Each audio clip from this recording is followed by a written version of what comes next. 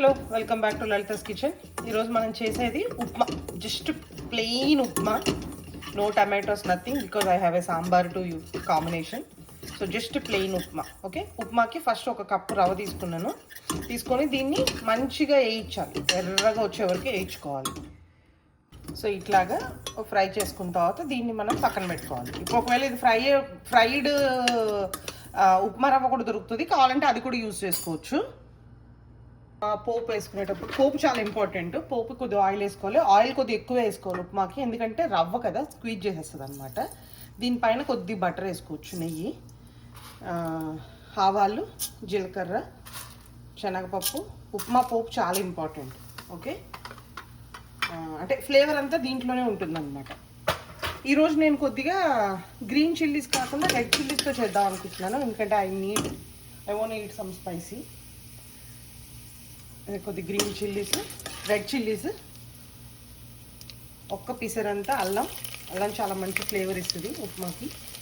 And మస్ట్గా వేయాల్సింది కరివేపాకు. ఇవన్నీ fry అయిపోయినాక ఒక ఆనియన్. ఫిష్ కోసం నేను కొద్దిగా పసుపు వేస్తాను, ఇట్స్ నాట్ మ్యాండేటరీ. అది కొద్దిగా మనకి ఉల్లిపాయలు ఫ్రై అవ్వడానికి కూడా ఉపయోగపడుతుంది. జస్ట్ ఉల్లిపాయలు ఫ్రై అయిపోయినాక వాటర్ వేసుకోవాలి. నేను ఒక కప్పు 2 కప్స్ ఇది తీసుకున్నాను అనమాట. సో ఉప్మాలో చాలా ఇంపార్టెంట్ వాటర్. ఓకే, ఒక కప్పుకి 3 కప్స్ వాటర్ పోయాలి, ఒక కప్పు రవ్వకి 3 కప్స్ వాటర్. ఓకే, రుచికి సరిపడా ఉప్పు.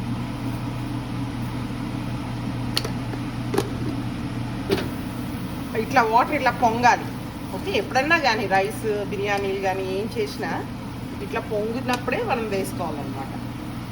ఇప్పుడు మనం ఇందాక ఫ్రై చేసిన ఉప్మా రవ్వ ఉంది కదా, దీన్ని స్లోగా వేసుకోవాలి. ఇవి వేసుకునేటప్పుడు మేక్ షూర్ యూఆర్ బాగా కలపాలి, లేకపోతే ఉండలు కట్టేస్తుంది తొందరగా. ఓకే, ఇంతే అండి. దగ్గరికి అయిపోయినప్పుడు ఇది తుల్లుతుంది, దీన్ని మూత పెట్టేసి ఇప్పుడు ఇట్లా పైన కొద్ది నెయ్యి వేసుకొని మూత పెట్టేసాను. ఇదిగోండి, ఇప్పుడు ఉప్మా మనకి అయిపోయింది.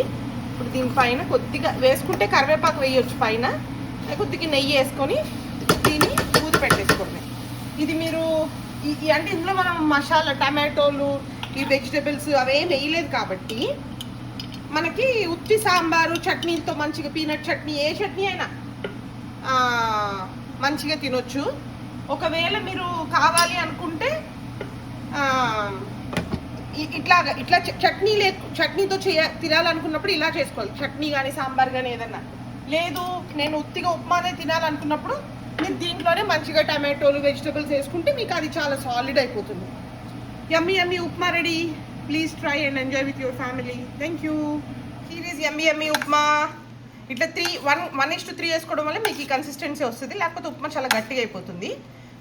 ఎప్పుడన్నా ఇలాగే మీకు సపోర్ట్ ఉన్నా లేకపోయినా ఈ కన్సిస్టెన్సీలోనే చూసుకోవాలి.